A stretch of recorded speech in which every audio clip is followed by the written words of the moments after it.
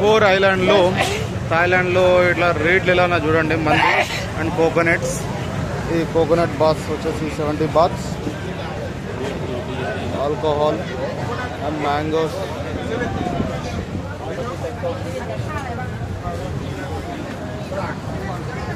Very nice. So island మాత్రం కిరాక్ ఉంది ఫ్రెండ్స్.